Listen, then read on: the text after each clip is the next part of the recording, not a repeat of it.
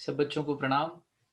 बच्चों, उपस्थित हूँ आप सबके बीच में लेकर फिर से वही विषय वस्तु, वही दीवाना दिल, मस्ताने आप और परवाना हमारा सब्जेक्ट, जिसका नाम है लॉ। हम लोग द नेगोशिएबल इंस्ट्रूमेंट्स एक्ट 1881 पढ़ रहे हैं और इस एक्ट को पढ़ते पढ़ते हम लोगों ने kinds of negotiable instrument, presumption, classification, order bearer, time demand, inland, foreign, ambiguous, lost, inchoate, ये सारी चीजें पढ़ी हैं। काफी सारी चीजों को पढ़ने के बाद एक बहुत ही तगड़ा इंट्रोडक्शन और कंसेप्चुअल बेस तैयार करने के बाद आज हम लोग अब विस्तार से काइंड्स ऑफ नेगोशिएबल इंस्ट्रूमेंट को पढ़ने के लिए तैयार हैं। तो आओ बच्चों, स्टार्ट करते हैं काइंड्स ऑफ नेगोशिएबल इंस्ट्रूमेंट। एकदम आराम से एक एक धागा उधेड़ते हुए लॉ के कंसेप्ट्स को चीर फाड़ करते हुए आगे बढ़ते हैं। चलो भाई, सबसे पहले है प्रोमिसरी नोट। तीन प्रकार के काइंड थे और काइंड और क्लासिफिकेशन में क्या अंतर होता है ये आपको पता है। हमने वो एग्जांपल लिया था डे वन से, मेल, फीमेल, बेमेल, राइट, आपको पता है।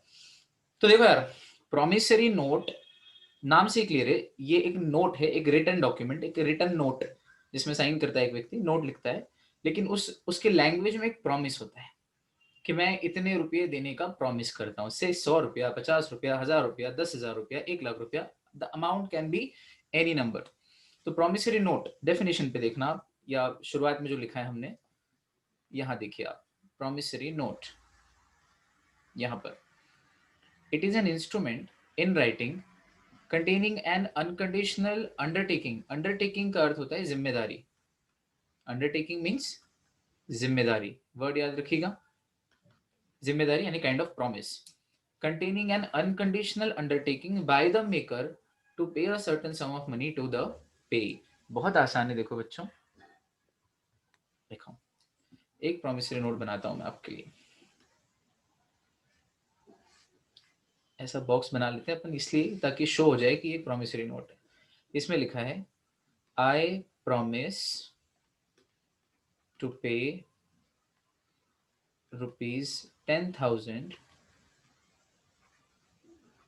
टू मिस्टर कुमार और ऑर्डर, ठीक, ऑन 1 जनवरी 2024, ठीक, और यहाँ साइन कर दी मिस्टर मंजीत ने। चलो, तो देखो साइन करने वाला कौन, मिस्टर मंजीत। तो याद करना कितना आसान है, मंजीत क्या हो गया इसका, मेकर, और मिस्टर कुमार क्या होगा इसके, पेई। बड़ा आसान है, ठीक।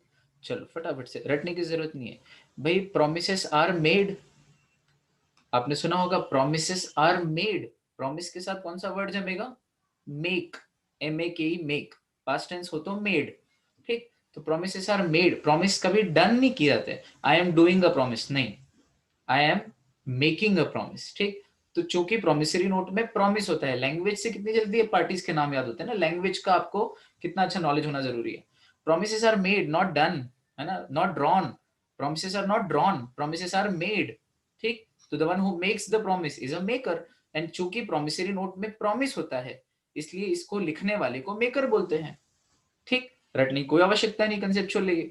तो प्रोमिसरी नोट की पहली पार्टी मेकर, जिसने प्रॉमिस लिखा हो और नीचे साइन किया हो कि मैं पेमेंट करूंगा। मतलब पेमेंट कौन करता है, मेकर, या यूं कहें कि लिखता कौन है प्रोमिसरी नोट को, मेकर लिखता है, और पेमेंट भी कौन करेगा, पेमेंट भी मेकर ही करेगा। पेमेंट करेगा कौन, मेकर, ठीक।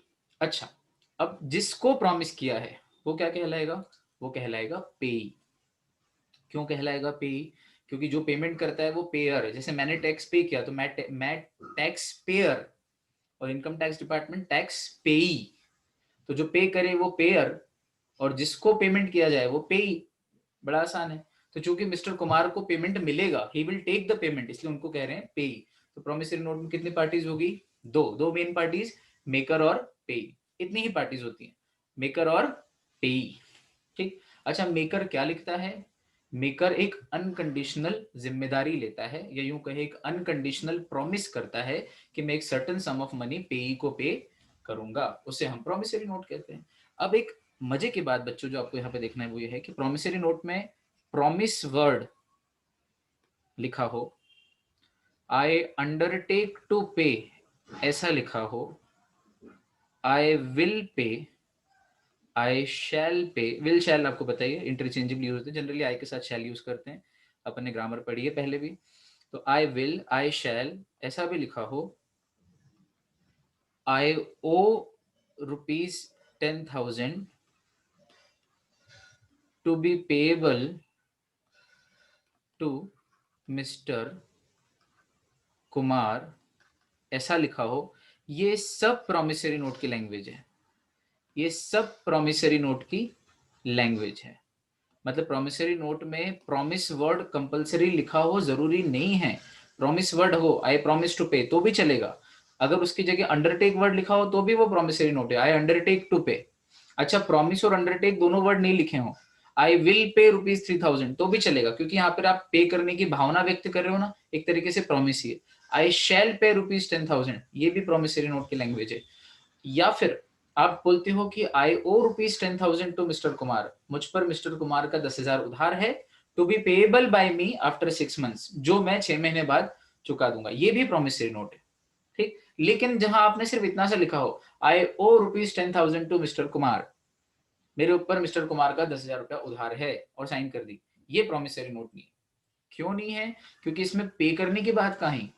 प्रॉमिसरी नोट में पे करने की बात होना चाहिए, पे करने का प्रॉमिस होना चाहिए। मेरे ऊपर उधार है, ये तो एक्नॉलेजमेंट है। सिर्फ इतना लिखा है, आई ओ ₹10,000 टू मिस्टर कुमार, ये प्रॉमिसरी नोट नहीं है। इसमें तो आपने एक्नॉलेज किया है, स्वीकार किया है कि मैंने उधार लिया है, लेकिन चुकाऊंगा इस बारे में कोई बात नहीं की है। ठीक, तो जब आप बोलते हो कि आई विल पे ₹10,000, तो ये it is a valid promissory note, क्योंकि चुकाने की बात की है। आई प्रॉमिस टू पे, प्रॉमिसरी नोट। अंडरटेक टू पे, प्रॉमिसरी नोट। आई शैल पे, प्रॉमिसरी नोट। और आई ओ रुपीज ऐसा बोल के फिर चुकाने की भी बात करो तो भी चलेगा, पर सिर्फ आई ओ रुपीज इतना इतना, ये प्रॉमिसरी नोट नहीं होता। देखो, स्मार्ट बच्चा एग्जाम की तैयारी यहाँ पे भी करता है। स्मार्ट बच्चे को बताया कि एग्जाम में एक एक नंबर के अगर उन्होंने 4 सेंटेंसेस दे दिए और कहा इनमें से कौन सा सेंटेंस प्रॉमिसरी नोट लग रहा है और कौन सा नहीं लग रहा है, आपको बताना पड़ सकता है। This can be a kind of question. मान लो उन्होंने 4 सेंटेंस दे दिए, I owe ₹10,000 to mister Kumar. Second sentence, I owe rupees mister 10,000 to Kumar, which I shall pay after 6 months. ठीक, 2। Third sentence, I will pay ₹10,000 to mister Kumar after 6 months. और fourth sentence, I promise to pay mister Kumar ₹10,000 after 6 months. अब इन चारों में से कौन से valid promissory note है और कौन से नहीं है, ऐसा एक question out of the box आ सकता है एग्जाम में। 4 नंबर में, एक एक नंबर के 4। तो पहला वाला नहीं है, क्योंकि उसमें सिर्फ मेयर एक्नॉलेजमेंट है। दूसरे वाले में एक्नॉलेजमेंट प्लस देने की बात है वैलिड प्रॉमिसरी नोट। तीसरा वाला आई विल पे है। चौथा वाले में तो प्रॉमिस वर्ड लिखा ही है, वो भी है। मतलब पहले वाले को छोड़ के बाकी तीनों प्रॉमिसरी नोट हैं, पहला वाला प्रॉमिसरी नोट नहीं है, पहला वाला सेंटेंस। समझ आया एग्जाम में किस तरह के क्वेश्चंस भी आ सकते हैं। अपना बच्चा हर चीज के लिए तैयार, बहुत अच्छा। एक मजे की बात, इसमें एक वर्ड आया था, प्रॉमिस या अंडरटेकिंग जो आप करो वो कैसी होनी चाहिए, अनकंडीशनल। और अनकंडीशनल मतलब without any terms and conditions, कोई शर्त नहीं होना चाहिए। जैसे आई will pay ₹50,000 to mister Rajkumar if he marries my daughter, तो ये वैलिड प्रोमिसरी नोट नहीं है, क्योंकि इसमें आपने एक कंडीशन डाल दी है ना। आई आई shall pay ₹10,000 to mister Gaurav if it does not rain today, ये भी कंडीशनल हो गया। तो कंडीशन का अर्थ एक ऐसी कंटिंजेंसी जो हो भी सकती है और नहीं भी हो सकती है। ऐसी कोई शर्त वगैरह आप जो डाल देते हो, टर्म्स एंड कंडीशंस पुट कर देते हो, तो फिर वो वैलिड प्रोमिसरी नोट नहीं रह जाता। एक वैलिड प्रोमिसरी नोट के लिए जरूरी है कि वो अनकंडीशनल हो। ठीक, तो अनकंडीशनल क्या हो, अनकंडीशनल अंडरटेकिंग हो या अनकंडीशनल प्रॉमिस हो। क्या? To pay some certain sum of money. कौन पे करेगा? मेकर। किसे पे करेगा? पेई को। लिखित में क्या बनाएगा? Promissory note. प्रॉमिसरी नोट की कंसेप्ट जीवन भर के लिए क्लियर होगी। देखें एक बार इसके एसेंशियल एलिमेंट्स। हमने एक जनरल एसेंशियल एलिमेंट्स का पॉइंट तो देख लिया था, जो सभी नेगोशिएबल इंस्ट्रूमेंट्स पे लगता है, सभी काइंड्स पे। पर स्पेशली प्रॉमिसरी नोट पे लगने वाले क्या हैं, तो देखो, प्रॉमिसरी नोट के कुछ एसेंशियल एलिमेंट्स हैं। It must be in writing, obviously ये कॉमन भी है और प्रॉमिसरी नोट के लिए अलग से भी लिख सकते हैं। It must be in writing. दूसरा है it must contain a promise और अंडरटेकिंग, इसमें कोई प्रॉमिस या अंडरटेकिंग होना चाहिए।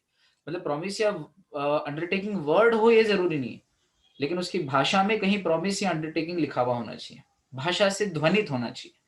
तीसरा, दैट प्रॉमिस और अंडरटेकिंग शुड बी अनकंडीशनल, वो जो प्रॉमिस या अंडरटेकिंग है वो अनकंडीशनल होनी चाहिए, उसमें कोई शर्त न जुड़ी हो। चौथा, it must be signed, obviously कोई भी डॉक्यूमेंट हो उस पर आखिरी में साइन ना हो तो वो लीगली वैलिड नहीं होता है, इट मस्ट बी साइंड। ये तो यहाँ तक भी कॉमन ही चीजें चल रही है। फिर है द मेकर पे and the amount should be certain. तो जो मेकर है, जैसे कि मान लो मैंने प्रोमिसरी नोट साइन किया है कि मैं रामलाल को पेमेंट करूंगा, तो मैं अपना नाम लिखूं साइन करूं, I should be a certain. जिसको पेमेंट करने वाला हूं पे ही, वो भी सर्टन होना चाहिए, and the amount should be certain. ऐसा हो सकता है कि आई someone promise to pay some amount to somebody after some time, ये कितना वेग है, इसमें कुछ भी सर्टन नहीं है। चलो इसमें मैं एक एक चीज सर्टन कर देता हूँ, लेकिन एक एक चीज अनसर्टन छोड़ देता हूँ। आई someone want will pay ₹10,000 after 6 months to mister Kumar, सब कुछ सर्टन है, पर आई समवन कौन है ना। तो अभिप्राय ये है कि ऐसा नहीं कि कोई एक चीज या दो चीज सर्टन होनी चाहिए, अमाउंट भी, मेकर भी, पे भी, सब कुछ सर्टन होना चाहिए। फिर it must be in the legal currency of the country.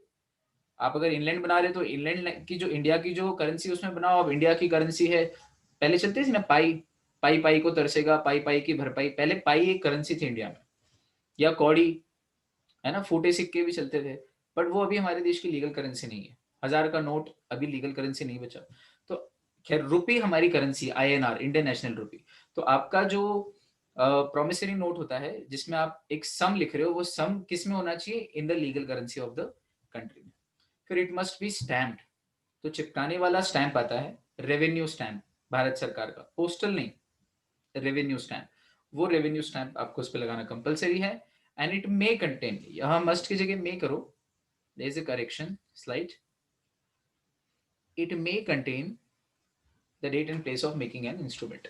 इसमें जिस तारीख को आप इंस्ट्रूमेंट बना रहे हो उसकी वो तारीख, और जिस जगह बना रहे हो वो जगह, ये लिखना कंपलसरी नहीं है। लिखते हैं, this is the general practice, जो मॉडल फॉर्मेट है उसमें लिखा रहता है। तो it may contain the date and place of making the instrument, promissory note की बात चल रही है।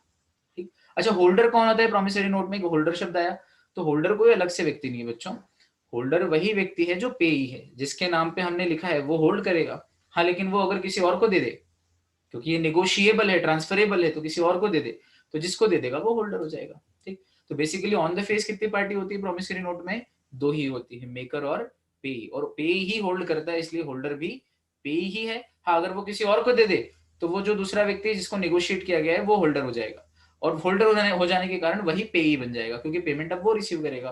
फिर वो व्यक्ति किसी और को आगे फर्दर नेगोशिएट कर दे तो वो जो नया व्यक्ति है वो पे ही हो जाएगा और वो होल्डर हो जाएगा। तो बेसिकली पे ही और होल्डर एक ही बात है।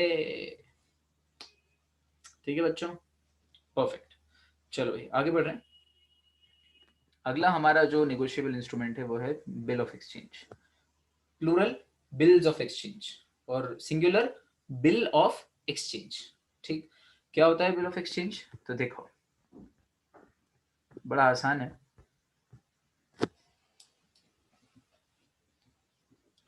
बिल ऑफ एक्सचेंज कंटेन्स, ध्यान से सुनना ना, पहले मेरी तरीके से बता रहा हूं। Bill of exchange contains an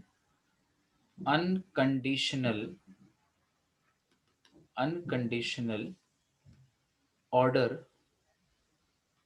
by the drawer to the drawee to pay a certain sum of money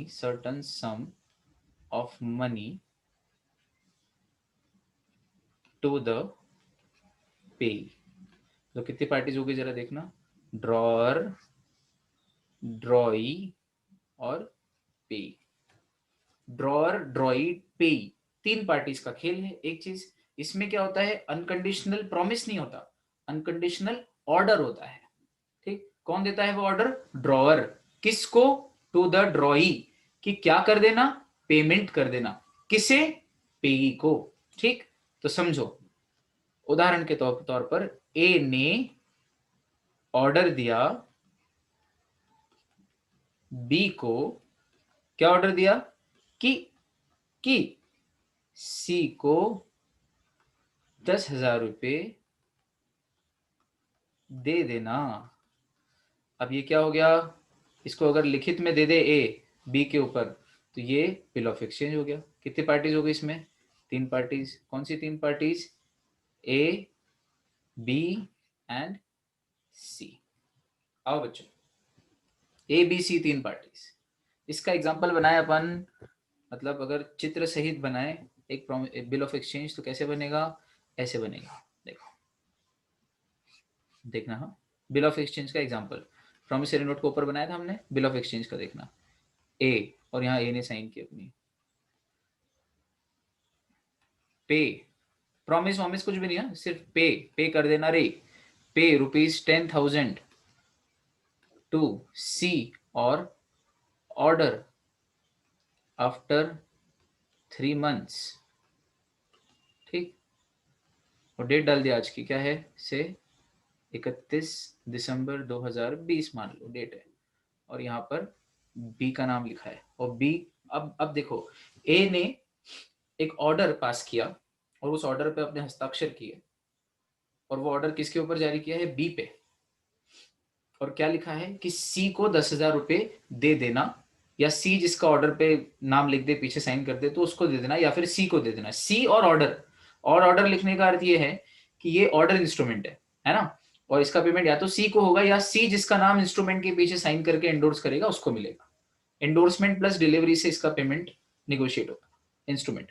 तो देखो, अब यहाँ पर ये बी के हाथ में पहुंचाया जाएगा, ये ए ने साइन करके बी को भिजवाया, या सी के हाथ में दिया तो सी इसको बी के पास लेके जाएगा, और बी इस पे क्या करेगा, बी इस पे साइन करेगा। ये बी ने भी साइन कर दिया। तो देखो, ए ने क्या दिया, ए ने दिया ऑर्डर, ऑर्डर देने वाला ए, किसको दिया ऑर्डर, बी को। तो ऑर्डर ने, बी ने क्या किया, बी ने एक्सेप्ट किया ऑर्डर, एक्सेप्ट किया ए का ऑर्डर। और सी, सी वो व्यक्ति है जिसे पेमेंट मिलेगा। अच्छा, जिसे पेमेंट मिलता है उसे क्या कहते हैं, पेई। तो बिल ऑफ एक्सचेंज की एक पार्टी तो समझ में आ गई, पेई, है ना। ऑर्डर को क्या किया जाता है, अब देखो कितना इंपॉर्टेंट है लैंग्वेज से इसको कनेक्ट करना।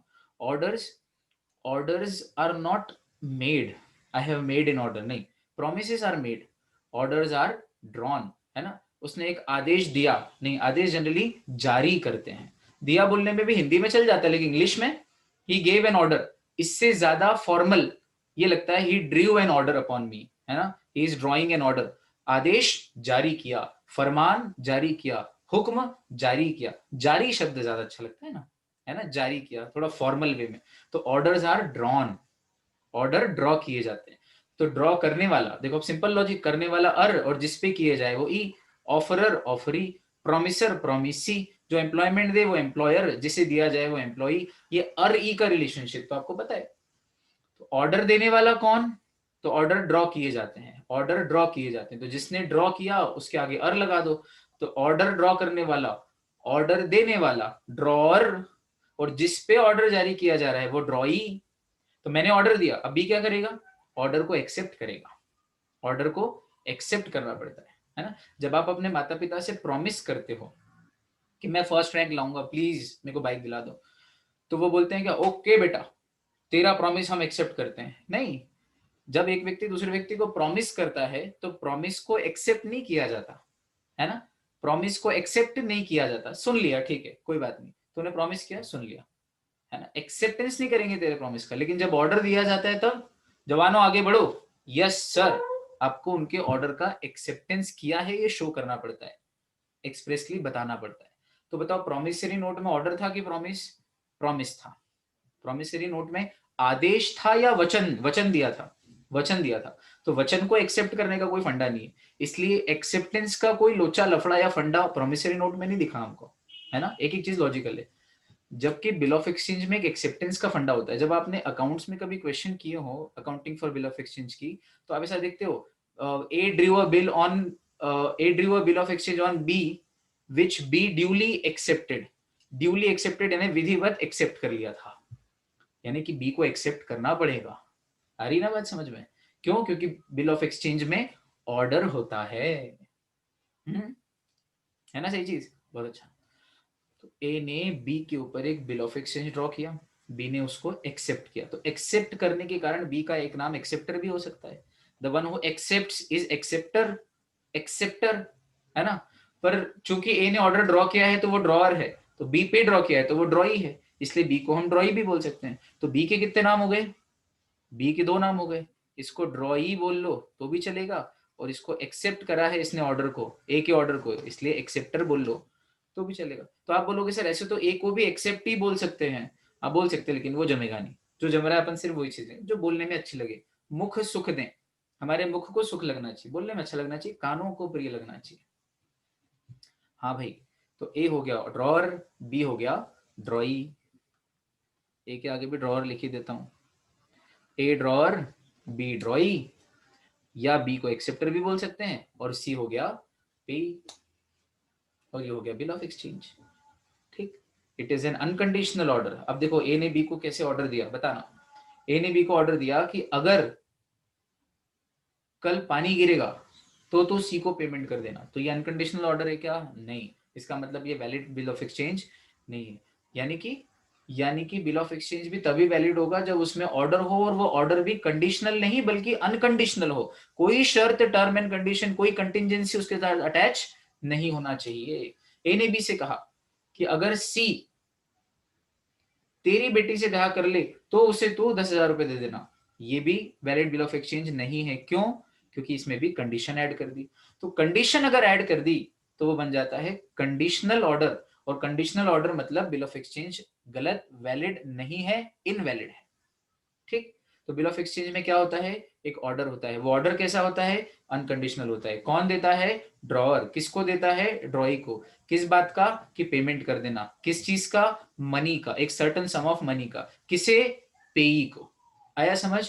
तो फेस पे कितनी पार्टीज होती है बिल ऑफ एक्सचेंज में, तीन, ड्रॉअर, ड्रॉई और पेई। बहुत अच्छा। अब कुछ एक्स्ट्रा बातें जो सिर्फ हम कर रहे हैं, बहुत व्यवस्थित तरीके से कर रहे हैं बच्चों, वो क्या है। देखो यार, रटने की कोई आवश्यकता नहीं है, जोर जोर से चिल्लाने की कोई आवश्यकता नहीं है, हवाबाजी की कोई आवश्यकता नहीं, प्लेन तरीके से बहुत कंटेंटफुल तरीके से पढ़ा जा सकता है कंसेप्चुअली। देखो, अब एक बात बताओ मुझे कि एक राज नाम का व्यक्ति है, एग्जाम्पल राज, उसको उसने माल बेचा है, एग्जाम्पल बना लेते हैं, राज ने गुड्स सेल किए हैं क्रेडिट पर, क्रेडिट पर अभिषेक को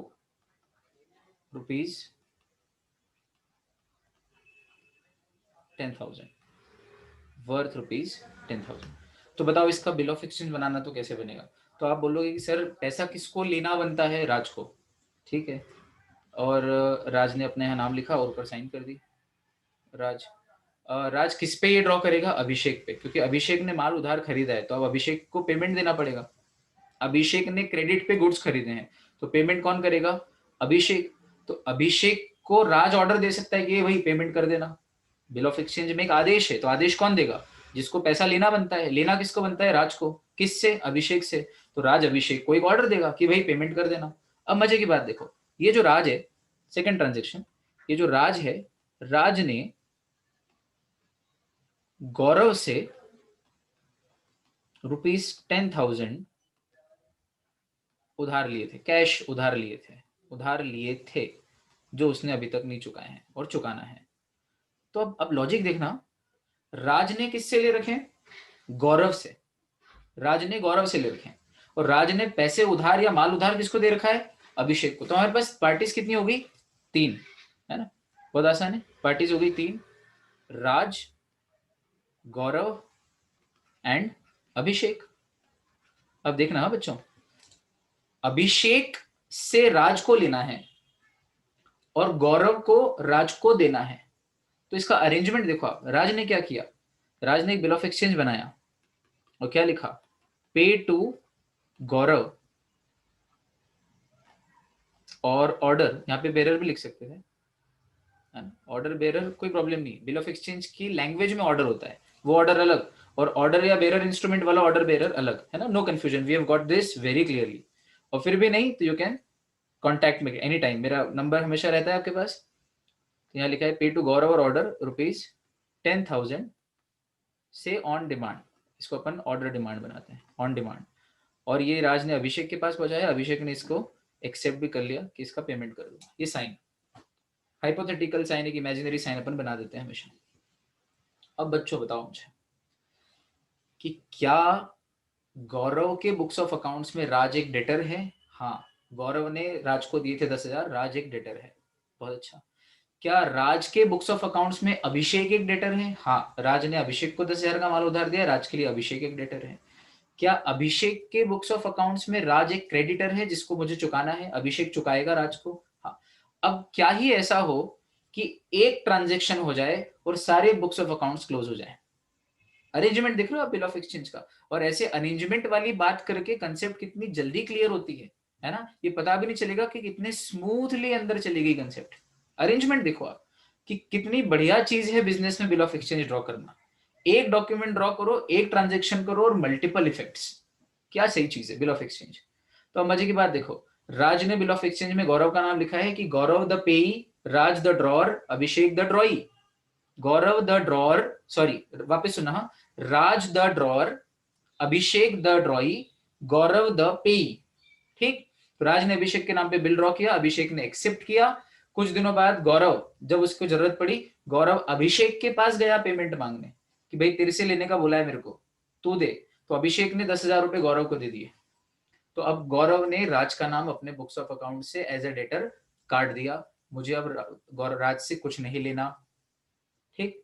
तो राज को अब गौरव को कुछ भी नहीं देना है। अच्छा, जब मालूम पड़ा राज को कि अभिषेक ने गौरव को पेमेंट कर दिया है, तो राज ने अभिषेक का नाम अपने बुक्स ऑफ अकाउंट से हटा दिया कि अभिषेक से अब मुझे कुछ नहीं लेना, क्योंकि जो मुझे लेना था वो मैंने राज को गौरव को दिलवा दिया। राज सोच रहा है कि जो मुझे अभिषेक से लेना था वो मैंने गौरव को दिलवा दिया, और राज ने गौरव का नाम एज ए क्रेडिटर जो उसके बुक्स में था वो काट दिया। अभिषेक ने राज का नाम काट दिया, राज ने गौरव और अभिषेक का नाम काट दिया, गौरव ने राज का नाम काट दिया। सबके बुक्स ऑफ अकाउंट से डेटर क्रेडिटर के सारे रिश्ते खत्म हो गए, सब खुश, पैसा हजम, कहानी खत्म, मजा आ गया यार। ये कंसेप्ट है बिल ऑफ एक्सचेंज की। तो 3 पार्टीज, ड्रॉर, ड्रॉई, पे। ठीक। अब मजे की बात, भाई यार बच्चा तो इंटेलिजेंट है, भारत का हर बच्चा इंटेलिजेंट है, मेरे जैसा आपका इंटेलेक्चुअल लेवल। देखो भाई, अच्छा हाई होना भी चाहिए, है ना? क्यों ना हो, हम बहुत सारी डिग्री लें, हम बहुत पढ़ें, लैंग्वेज से लेके लॉ तक हर विषय में हमारी पकड़ हो। तो पकड़ वाला बच्चा है इंटेलिजेंट, जिसको कंसेप्चुअल क्लैरिटी पसंद है, उसने पूछा कि सर मान लो कि एक मिस्टर राज ने 10,000 रुपए के गुड्स क्रेडिट पर दिए मिस्टर अभिषेक को। ये ट्रांजैक्शन तो हुआ, लेकिन मिस्टर राज ने कभी किसी से पैसा उधार नहीं लिया है। मिस्टर राज ने कभी किसी से पैसा उधार नहीं लिया है, उनको किसी को नहीं देना है।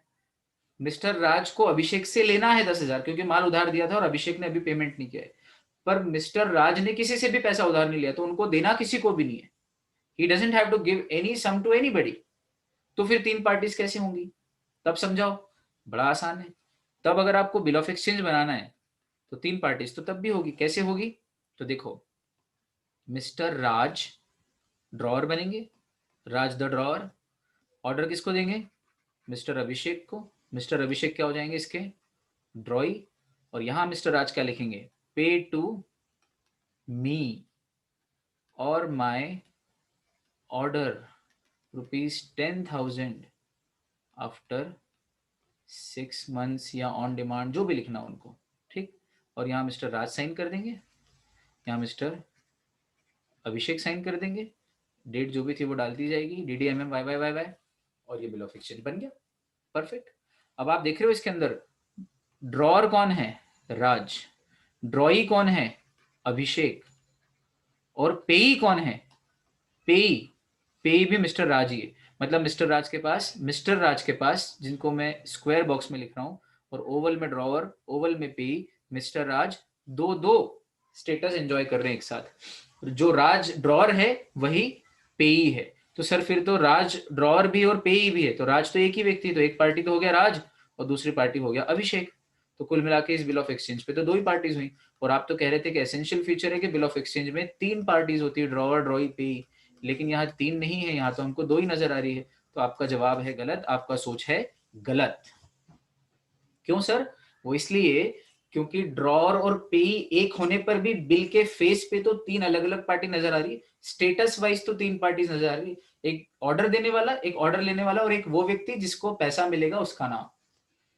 तो फेस पे तो 3 ही पार्टी है, और ये जो बिल ऑफ एक्सचेंज में 3 पार्टीज होती हैं, ये जो बात कही जाती है ये उसके फेस पे स्टेटस वाइज 3 पार्टीज होती है, इस रेलेवेंस से, इस अभिप्राय से, इस अपेक्षा से कही जाती है। इसलिए वो जो कहते हैं कि बिल ऑफ एक्सचेंज में 3 पार्टीज होती है, वो बिल्कुल सही कहते हैं, 3 ही होती हैं। They can be 2 in head counting, है ना। हेड काउंटिंग मतलब व्यक्ति गिनो कितने हैं, तो हेड काउंटिंग में ऐसा हो सकता है कि 2 ही हो, जो ड्रॉअर है वही पे ही है, इसलिए वो तो एक ही हो गया, और एक ड्रॉई, ड्रॉअर पे ही एक ही हो गया और एक ड्रॉई, तो हेड काउंटिंग में तो 2 लोग हैं, लेकिन स्टेटस वाइज 3 ही रहेंगे। और ये जो बात कही जाती है कि देयर आर 3 पार्टीज, वो स्टेटस वाइज कही जाती है। आया समझ में? कोई गलत नहीं है, सोच सही नहीं थी हमारी, अभी सही हो गई, ठीक एकदम, है ना। क्वेश्चन का जवाब मिल गया जो आपके दिमाग में पॉसिबल क्वेश्चन आ सकता था। अरे बात समझे, स्टूडेंट के दिमाग में एक पॉसिबल क्वेश्चन था, आई एम श्योर ये था। चलो, तो बिल ऑफ एक्सचेंज में 3 पार्टीज ही होती हैं। हाँ, हेड काउंटिंग में कभी 2 भी हो सकती हैं, अगर ड्रॉअर को किसी और को ना देना हो और खुद को ही पेमेंट लेना हो तो। ठीक है, डन, ये भी समझ में आया। वैसे एक चीज और समझ में आई आपको क्या? वो ये कि ड्रॉई और पेई एक नहीं होंगे कभी भी, ड्रॉई और पेई एक नहीं होंगे। ऐसा हो सकता है कि राज अभिषेक को ऑर्डर दे कि तो अपने आप को 10,000 दे लेना, मतलब राज ड्रॉ कर रहा है, अभिषेक पे ड्रॉ कर रहा है, तो राज ड्रॉअर, अभिषेक ड्रॉई है, दोनों ने साइन कर दी, और पेई की जगह पे नाम लिखा है तू खुद मिस्टर अभिषेक अपने आप को पेमेंट दे देना। तो ये तो फिर मूर्खता है, इस तरह का बिल तो बनेगा ही नहीं, लॉजिकली गलत है इंस्ट्रूमेंट, है ना। तो क्या हो सकता है पॉसिबिलिटी कि राज, अभिषेक, गौरव 3 पार्टीज हों, 3 अलग अलग पार्टीज हों, तो भी वैलिड प्रोमिसरी नोट बन सकता है, ड्रॉ ड्रॉई पेई अलग अलग।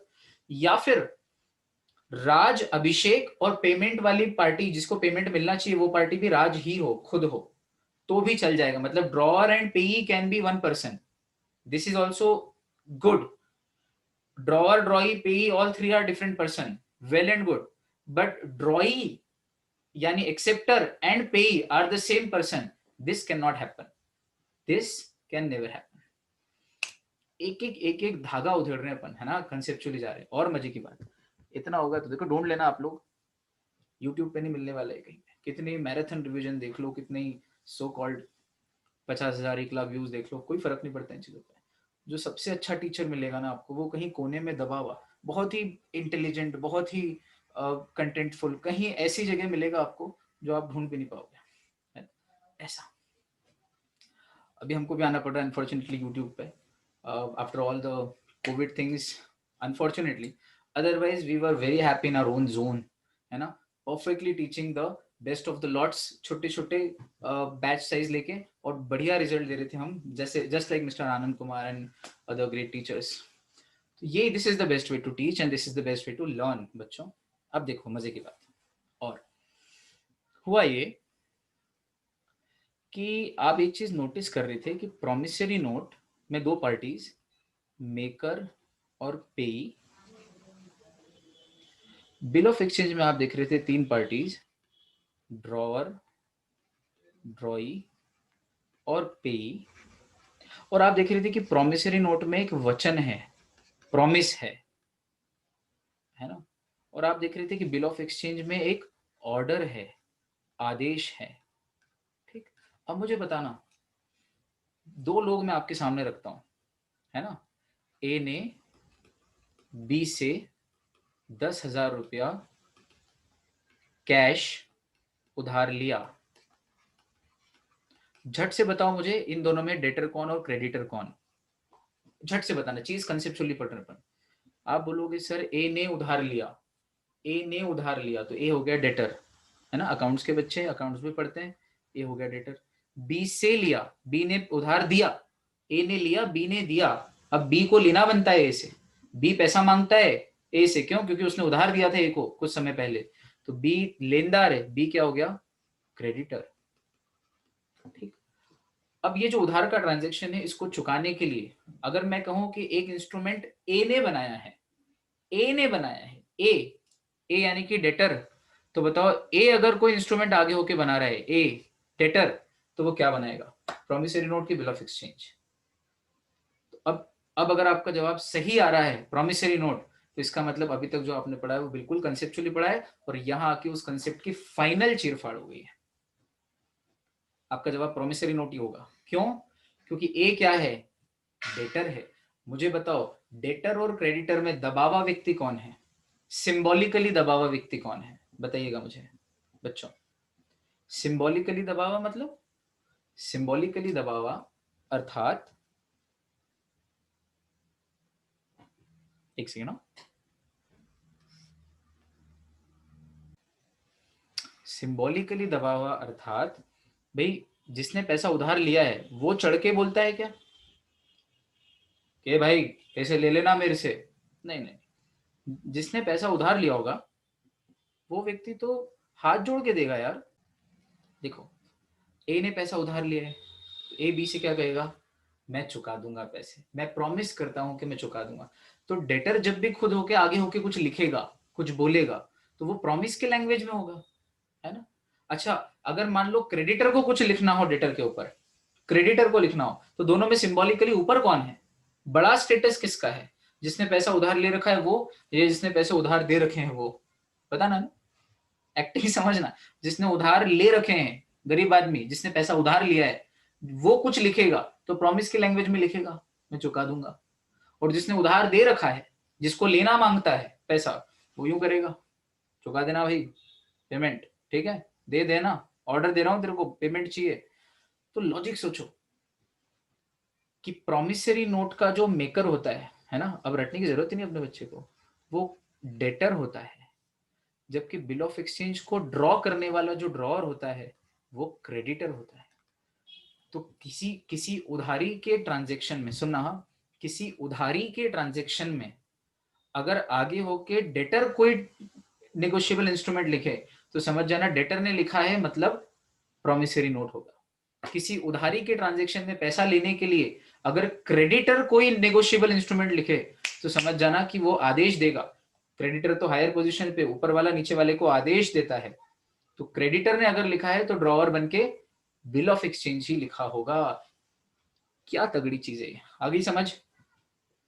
तो प्रॉमिसरी नोट ड्रॉ करने वाला, प्रॉमिसरी नोट बनाने वाला मेकर, और डेटर क्रेडिटर के पॉइंट ऑफ व्यू से debtor, maker, debtor, promissory note.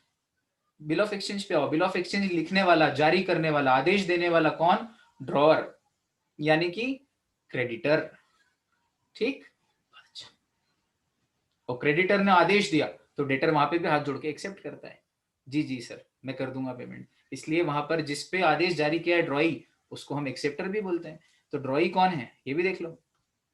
ड्रॉई कौन? ड्रॉई मीन्स डेटर, यानी कि एक्सेप्ट भी करता है, इसलिए एक्सेप्टर। और पेई कौन?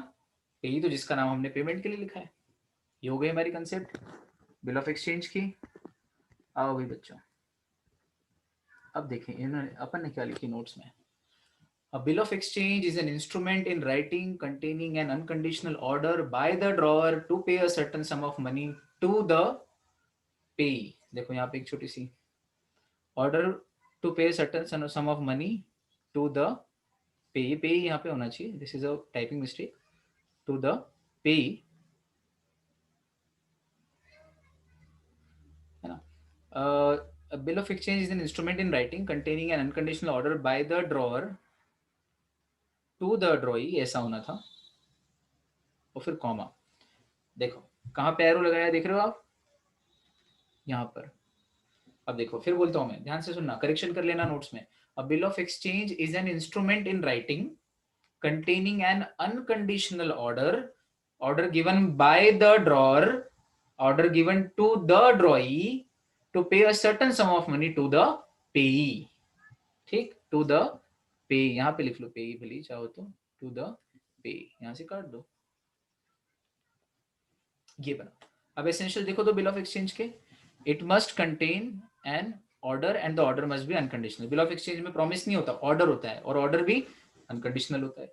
दूसरा, the order must be in writing, oral order थोड़ी चलेंगे तो फिर इंस्ट्रूमेंट ही नहीं हुआ, इंस्ट्रूमेंट जरूरी है रिटन, तो order must be in writing, the order must be signed, signed by the drawer ड्रॉई, पे की साइन नहीं लगती, ड्रॉअर ड्रॉई की साइन लगती है, the drawer ड्रॉई and the amount should be certain, ये तो बहुत कॉमन चीज है, ड्रॉअर ड्रॉई और अमाउंट सर्टन होना चाहिए, and it must be stamped and it must contain the date and place of making the instrument.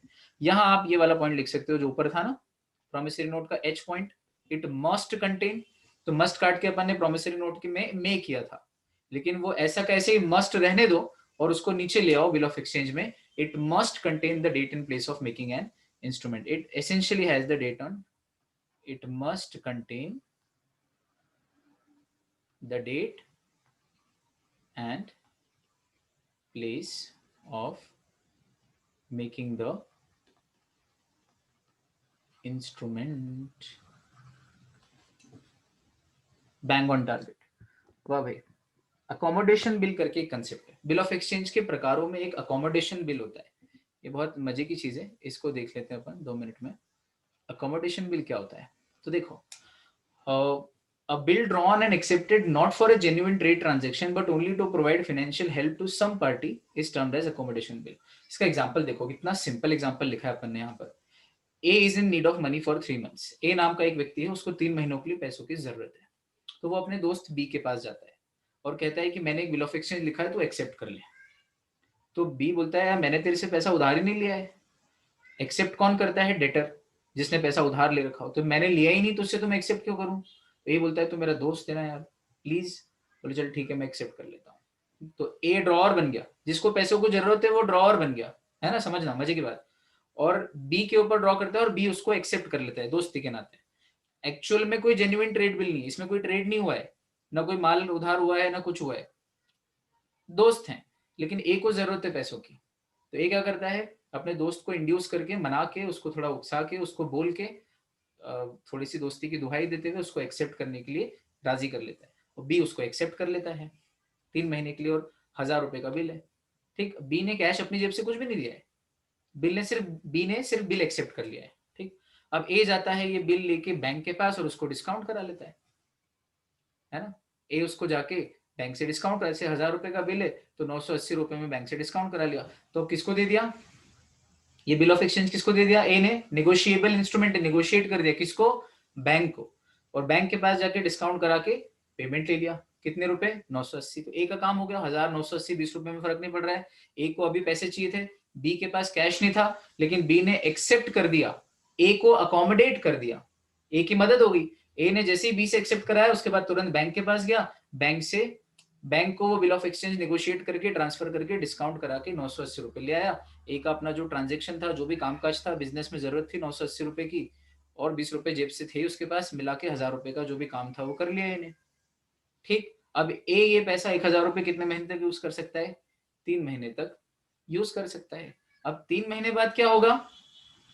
3 महीने बाद ये होगा कि बैंक बी से मांगेगा, ठीक, तो ए जो है उसके पहले ही जाके अपने दोस्त बी को 1000 दे देगा, बी बैंक को दे देगा और इस तरह से काम हो जाएगा, चुकाएगा तो ए ही, ए ने उधार लिया है, लेकिन उधार लेने के बावजूद भी ए ड्रॉअर बन गया, है ना मजेदार कंसेप्ट, ड्रॉअर बन के दोस्त को ड्रॉई बना के उससे साइन करा के पैसा बैंक से ले लिया डिस्काउंट करा के, और 3 महीने बाद जब काम हो गया ए के पास आ गया वापस पैसा, तो उसने अपने दोस्त को 1000 रुपए दे दिया, बैंक बी के पास ही आएगा ड्रॉई के पास ऑब्वियसली, तो बी ने बैंक को पैसा दे दिया, सब खुश, सबका काम हो गया, यहाँ पर बी को कुछ भी नहीं करना पड़ा, ए ने उधार लिया और ए नहीं चुकाया, बस बी को एक पपलू बना के यूज किया, एक जोकर बना के यूज किया कि हेल्प कर दे, तेरा नाम आ जाएगा तो मेरे को उधर पैसा मिल जाएगा बैंक से, दिस इज द खेल। अब आप पूछोगे कि सर ए ना चुकाए तो बेचारा बी फंस जाएगा, तो फंस जाएगा, इसलिए कोई भी किसी के लिए अकोमोडेट नहीं करता है जब तक कि वो दोनों बहुत नियर पार्टीज ना हो और दोनों को एक दूसरे पे विश्वास ना हो, कोई किसी को अकोमोडेट नहीं करता, और फिर रिश्ते संबंध अगर हो तो आदमी करता है यार एक दूसरे की मदद, तो ऐसा नहीं कि कोई कभी भी नहीं करेगा जीवन में, पार्टी अगर तगड़ी हो लेकिन अभी कैश की कमी हो तो अपन अकोमोडेट कर देते हैं, है ना, आज मैंने तेरी हेल्प की कल तू भी मेरी करेगा, इसलिए बिजनेस में ये सब कुछ चलता है, ठीक, तो अकोमोडेटेड पार्टी, जिसको अकोमोडेट किया है, किसने किया है, बी ने, कि चल ठीक है यार तेरा काम कर देता हूँ, अकोमोडेट कर देता हूँ, तुझे अपने दिल में जगह देता हूँ, जगह देना अकोमोडेट करना है, तो तुझे तेरा काम कर देता हूँ यहाँ बेसिकली, तो अकोमोडेटेड पार्टी ए है और बी ने अकोमोडेट किया है तो बी अकोमोडेटिंग पार्टी है। This is the concept of accommodation bill. ठीक, चलो अब आते हैं अपन और दो कंसेप्ट पे जो यहाँ नहीं लिखी है मैंने, लेकिन बहुत अच्छी प्यारी कंसेप्ट है, वो मैं आपको समझाता हूँ। देखो वो दो कंसेप्ट क्या है। देखो बच्चों, वो दो कंसेप्ट हैं, drawee in case of need, लिखते जाना। हाँ, मैंने हमेशा कहा है कि मैं पढ़ाऊँ तो कॉपी लेके बैठा करो, मेरे एग्जाम्पल खुद लिखा करो, देखते जाओ स्क्रीन पर, उतार दे जाओ कॉपी में जो जो अच्छा लगे पढ़ने जैसा। और दूसरी कंसेप्ट है acceptor for honour. Acceptor for honour, देखो draw in case of need किसे बोलते हैं, तो इसका एग्जाम्पल बनाता हूँ। जैसे ए ने एक बिल ड्रॉ किया, ए ने साइन की, पे टू सी और ऑर्डर आफ्टर 6 months ₹10,000, और ये किस पे ड्रॉ किया है, बी पे। ठीक, और ए ने एक और नाम लिख दिया इन केस ऑफ नीड, और यहाँ डी का भी नाम लिख दिया। अब देखो इससे क्या होगा, अब ए ने साइन करके ये बी बिल किसको दिया, ए ने साइन करके ये बिल सी को दिया। अब सी इसको एक्सेप्ट कराने किसके पास जाएगा, ड्रॉई के पास। ड्रॉई कौन है इसका, फर्स्ट ड्रॉई, मेन ड्रॉई, इसका मेन ड्रॉई है बी। बी के पास गया और बी ने कहा मैं तो एक्सेप्ट ही नहीं करता हूँ, जाओ मुझे नहीं करना एक्सेप्ट। ठीक है, ये मेरे ऊपर केस करेगा तो मैं वो देख लूंगा कि मैंने पेमेंट नहीं किया फलाना ढिमका, मैं नहीं करता, जाओ एक्सेप्ट। बी ने एक्सेप्ट करने से मना कर दिया, डेटर मुकर गया, पॉसिबल है यार, नहीं देना, जाओ एक्सेप्ट भी नहीं करूंगा और पेमेंट भी नहीं करूंगा, तो बी मुकर गया। तो अब सी ने पैसा ए को उधार दे रखा है, तो सी ए की छाती पे आके चढ़ेगा, क्यों भाई ए तूने मुझे बोला था, मुझे यानी सी को, ए भाई ए, देखो ए से अब ए करके बात कर सकते हैं, ए रे अबे तबे। तो सी ने ए से कहा कि ए भाई ए, तूने बोला था कि बी से जाके एक्सेप्ट करा लो और पेमेंट ले लेना, बी ने तो मना कर दिया। तो ए कितना एम्बेरेस फील करेगा, होगा कि नहीं ऐसा। तो ए ने क्या करा था, ए ने बी को 10,000 रुपए उधार दे रखे थे, और ए ने एक डी करके व्यक्ति उसको भी 10,000 रुपए उधार दे रखे हैं। तो ए के कितने डेटर हैं, दो, बी और डी। ठीक, और ए ने ले कितने किससे रखे थे 10,000 उधार, सी से। तो ए ने क्या करा, बिल ऑफ एक्सचेंज पे सी का नाम लिखा, पे, सी को पेमेंट मिलेगा, सी को देना है। कौन ड्रॉ कर रहा है ऑर्डर, बी। अच्छा ए के कितने डेटर्स हैं, दो, बी और डी दोनों हैं। ए ने क्या करा, बी का नाम तो लिख ही दिया कि बी एक्सेप्ट कर लेगा, और जस्ट इन केस अगर बी मना कर दे एक्सेप्ट करने से तो उसने डी का नाम भी लिख दिया है। ठीक, अब क्या मजा है कि एक्सेप्ट कौन करेगा या ड्रॉई कौन है, बी। लेकिन अगर बी मना कर दे तो फिर अब जरूरत पड़ी है, देयर इज ए नीड कि इसको कोई तो एक्सेप्ट करे। समझना नीड क्या है, कि जो मेन ड्रॉई है, फर्स्ट ड्रॉई जिसका नाम लिखा है, उसने मना कर दिया है, तो नीड ये है कि अब इसको कोई तो एक्सेप्ट करे। तो in this case of need अब जरूरत पड़ी है कि इसको कोई तो एक्सेप्ट करे। तो जिसको एक्सेप्ट करना चाहिए उसने नहीं किया, तो एक और नाम पहले से ही लिख रखा है, एक और डेटर का नाम, यानी एक और ड्रॉई का नाम पहले से ही लिख रखा है, किसने, ड्रॉअर ने। तो ड्रॉअर ने, ध्यान देना, ड्रॉअर ने दो दो ड्रॉइज के नाम लिख रखे हैं। कितने ड्रॉइज के नाम, दो दो ड्रॉइज के नाम लिख रखे हैं, जिसमें पहला वाला जो है वो है ड्रॉई, और अगर वो एक्सेप्ट ना करे and when there is a need, तो ये सेकंड वाले ड्रॉई के पास चले जाना, डी के पास, इससे एक्सेप्ट करा लेना।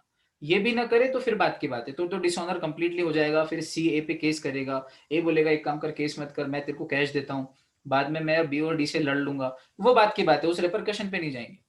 लेकिन ए ने कितने ड्रॉई लिखे, दो, बी मेन ड्रॉई, और अगर वो ना करे accept and when there is a need, तो there is a second drawee called D. तो डी क्या है इस पूरे बिल ऑफ एक्सचेंज का, ड्रॉई है। कौन सा वाला ड्रॉई, ड्रॉई इन केस ऑफ नीड, और उसका नाम क्या इंस्ट्रूमेंट पे पहले से मेंशन्ड है, हाँ पहले से मेंशन्ड है। ऐसा हर बिल ऑफ एक्सचेंज में दो दो ड्रॉई का नाम पहले से लिखते हैं, नहीं, ऐसा रेयरली कभी होता है जब ड्रॉवर को शंका हो कि बी जरा ऐसा स्वभाव का है पोपटलाल जैसा। पोपटलाल कभी भी किसी भी चीज को कैंसिल कर देता है। मान लो बी ने कहा कि ए का बिल ऑफ एक्सचेंज एक्सेप्ट करना कैंसल, तो यार वो थोड़ा एम्बेरेसिंग हो जाएगा, इसलिए डर है मुझे बी मना ना कर दे, इसलिए एक डी का नाम और लिख दो। और बशर्ते उसके दो ड्रॉई होने भी तो चाहिए ना, हर व्यक्ति के दो ड्रॉई थोड़ी होते हैं, दो डेटर्स। तो पहली बात तो दो ड्रॉई हो, दूसरा आपको डर हो कि पहला वाला मना कर देगा, तीसरा आपका मूड हो कि मुझे दोनों ड्रॉई के नाम पहले से मेंशन करना है। अगर आपका मूड नहीं है तो मत करो इशू, एक ही ड्रॉई का नाम लिखो, नॉर्मल बिल ऑफ एक्सचेंज बनाओ, वो अगर डिसऑनर हो जाए तो ठीक है, ला भाई डिसऑनर हो गया, ला जो भी नोटिंग चार्जेस है ये ले, ला पेमेंट मेरे से कैश में ले, बाकी मैं बी से निपटूंगा। तो पार्टी की मर्जी पे है। लेकिन अगर ऐसा कोई बिल ऑफ एक्सचेंज देखने में आए तो उसमें जो सेकंड नंबर का ड्रॉई है जिसका नाम ए ने, ड्रॉअर ने पहले से ही मेंशन कर रखा, उसको क्या बोलते हैं, वो हमने पढ़ लिया, उसे बोलते हैं drawee in case of need. आया समझ, है ना बढ़िया चीज। ड्रॉई इन केस ऑफ नीड कौन होता है, जो फर्स्ट ड्रॉई के मना करने पर, एक्सेप्ट नहीं करने पर, एक्सेप्ट करने के लिए ड्रॉअर ने पहले से एक और ड्रॉई का नाम मेंशन किया होता है कि in the case of need go to this drawee, उसे हम कहते हैं drawee in case of need. Language के सांचे में आप ढालना और मुझे लिख के भेजना कि सर हमने ये ड्रॉई इन केस ऑफ नीड पे ये 3 पॉइंट बना के लिखे हैं, तो अब आप हमको बताइए कि सही है या नहीं, और फिर जिम्मेदारी मेरी कि सही है या नहीं, है ना। नंबर आप सबके पास है। चल अगला है एक्सेप्टर फॉर ऑनर। ये क्या होता है, तो देखो भाई, सेम बिल ऑफ एक्सचेंज। अब देखो बिल ऑफ एक्सचेंज पे ए ने ड्रॉ किया, बी पे पेमेंट होगा पे टू सी, रुपीज 10,000, सी और ऑर्डर है ना, कितना, रुपीज 10,000 आफ्टर 6 मंथ्स। ये फेमस बिल ऑफ एक्सचेंज हो गया आजकल अपना। ये बिल ऑफ एक्सचेंज है, ए ने साइन कर दी, कहाँ गया ये, ए ने साइन कर दी, ए ने सी को दिया कि जा बी के पास जा, बी से एक्सेप्ट करा ले और पेमेंट ले लेना। तो ए ने सी को, ए ने साइन कर दिया और सी के हाथ में दे दिया कि जा बी के पास जा, ड्रॉई के पास साइन करा लेना, एक्सेप्टेंस ले लेना उसका और पेमेंट ले लेना 6 महीने बाद। तो अब कौन जाएगा एक्सेप्ट करवाने के लिए, सी जाएगा, किसके पास, बी के पास। तो बी ने मना कर दिया, यानी डिसऑनर कर दिया। क्या कर दिया, ऑनर की डिसऑनर, आदर किया कि निरादर किया, अनादर किया, अनादरण कर दिया, डिसऑनर कर दिया। तो बी ने मना कर दिया, मैं तो नहीं कर रहा एक्सेप्ट, कर सकता है भाई, इंसान का दिमाग है खुरापाती, नहीं मेरे को नहीं देना, जा बने सो कर ले। तो सी ने कहा ठीक है भैया कोई बात नहीं। सी जो है मुंह लटका के जा रहा था रास्ते में, तो उधर से एक व्यक्ति दिख गया, ई, ई नाम का एक व्यक्ति। उसने सी को देखा और आवाज लगी, और भाई सी क्या हालचाल, क्या बात है, इतना मुंह लटका के कहाँ जा रहे हो। अरे बोले यार ये मिस्टर ए का एक बिल ऑफ एक्सचेंज है, मेरे को मिस्टर ए से पेमेंट लेना था, उनने मिस्टर बी का नाम लिखा था, लेकिन वो तो डिसऑनर हो गया। तो बोले यार मेरा तो दिमाग खराब हो गया, अब मैं जा रहा हूँ मिस्टर ए के ऊपर केस कर दूंगा कि आपने बिल ऑफ एक्सचेंज मुझे दिया था बी से एक्सेप्ट कराने के लिए, बी ने तो मना कर दिया, मेरे को पेमेंट आप दो नहीं तो केस करूंगा। तो ई जो है, ई सड़क चलता व्यक्ति, आम आदमी, नॉर्मल व्यक्ति, ई, ध्यान दो ई पे, ई ए का दोस्त है, ई और ए दोस्त हैं, बचपन के मित्र हैं। तो ई ने देखा कि यार ये मेरे दोस्त ए ने ड्रॉ किया था बिल ऑफ एक्सचेंज, अच्छा तो ये तो यार गलत किया, बी ने मेरे दोस्त का बिल ऑफ एक्सचेंज डिसऑनर कर दिया, मेरे दोस्त का ऑनर डिसऑनर हो गया। तो ये निकाल, एक काम कर इधर ला, मैं एक्सेप्ट करता हूँ। सी ने कहा पर तेरा नाम तो है ही नहीं, तेरा नाम पहले से होता तो drawing in case of need होता, पर तेरा नाम तो है ही नहीं, तो फिर मैं तू क्यों एक्सेप्ट करेगा। बोले ला ना, मैं कह रहा हूँ मैं एक्सेप्ट कर सकता हूँ, लॉ में ऐसा है कि कोई जो चाहे वो एक्सेप्ट कर सकता है, ला मेरे से ले लेना पेमेंट, बाद में मैं ए को देख लूंगा जो भी हो हमारा होगा, ठीक है। मेरा और ई का कोई मॉनेटरी ट्रांजेक्शन नहीं हुआ है, मुझे उसको ना देना है ना उसको मुझसे लेना है, लेकिन ए मेरा दोस्त है, उसके नाम का अगर कोई बिल ऑफ एक्सचेंज है तो वो उसकी इज्जत मेरी इज्जत, उसका ऑनर मेरा ऑनर, और उसका ऑनर रहे, उसका बिल डिसऑनर ना हो, ये मैं चाहता हूँ। ई ने कहा ला दे, तो ई ने अपने हाथ में बिल लिया, उस पे यहाँ पे अपना नाम लिखा, यहाँ पे अपनी साइन की ई, और कहा ठीक है 6 महीने बाद आके पेमेंट ले जाना। तो क्या ये व्यक्ति बिल ऑफ एक्सचेंज को, ई ध्यान देना, क्या ई ने इस बिल ऑफ एक्सचेंज को एक्सेप्ट किया, ई ने एक्सेप्ट किया, हाँ या ना, जवाब आया हाँ। तो एक्सेप्ट करने वाले को क्या कहते हैं, एक्सेप्टर। तो क्या ई ने एक्सेप्ट इसलिए किया है क्योंकि उसका नाम लिखा हुआ था उसके ऊपर, वो ड्रॉई था, नहीं। तो क्या ई ने एक्सेप्ट इसलिए किया है ताकि उसके दोस्त का बिल ऑफ एक्सचेंज डिसऑनर ना हो, डिसऑनर हो गया था तो वो अब ना हो, उसका ऑनर हो जाए। तो मैं कह सकता हूं कि ई क्या है, एक्सेप्टर फॉर ऑनर है। ऑनर करने के लिए, फॉर ऑनर, जो व्यक्ति एक्सेप्टर बन जाता है अपने आप, उसे कहते हैं एक्सेप्टर फॉर ऑनर। आ रहा है समझ में। अब आपके दिमाग में एक प्रश्न, तो स्मार्ट बच्चा है, टीचर स्मार्ट, उसका बच्चा smart, mentally in and out, अब स्मार्टनेस ये है, आपने कहा सर ये तो अकोमोडेटिंग बिल जैसा हो गया, तो बिल्कुल बराबर उसके जैसा हो गया, लेकिन ये एग्जैक्टली अकोमोडेटिंग बिल नहीं बना, क्योंकि अकोमोडेटिंग बिल में बैंक से डिस्काउंट कराते हैं, एक ही कंडीशन है। दूसरा, ड्रॉअर को खुद को, दोस्त को जरूरत होती है तो वो जाके रिक्वेस्ट करता है कि एक्सेप्ट कर ले। यहाँ पर ए ने रिक्वेस्ट नहीं की है, ई ने अपने दोस्त के ऑनर के लिए, डिसऑनर होने के बाद, डिसऑनर हो चुका है, डिसऑनर होने के बाद अब ये ऑनर हो जाए, दोस्त की इज्जत बची रहे और ये बिल ऑनर हो जाए, इसलिए बिना किसी की रिक्वेस्ट के खुद से आगे होके एक्सेप्ट कर लिया है। ये अंतर है अकोमोडेटिंग बिल में और एक्सेप्टर फॉर ऑनर में। तो no confusion can creep in when the concepts are so crystal clear. तो ये है बच्चों चीज, एक्सेप्टर फॉर ऑनर। आया समझ में? एकदम परफेक्टली समझ में आया ना? बैंग ऑन टारगेट समझ में आया। चलो भाई, तो इस तरह से हमने आज तीन कंसेप्ट, हमारी तीन kinds of bill of exchange है। कौन से? Promissory note, bill of exchange और चेक। ठीक, इनको पढ़ा, जिसमें से चेक हमने छोड़ा है। चेक पे अब हम अगले सेशन में बात करेंगे। आज हमने बिल ऑफ एक्सचेंज और प्रॉमिसरी नोट को बहुत ही अंदर तक जाके डीपली समझा। आप लोगों ने बहुत ही प्रेम से सुना, अनुग्रहित हूँ। अगली मुलाकात बच्चों आप लोगों से फिर अगले सेशन में करता हूँ। तब तक के लिए bye bye, take care and keep smiling all of you. Thank you so much.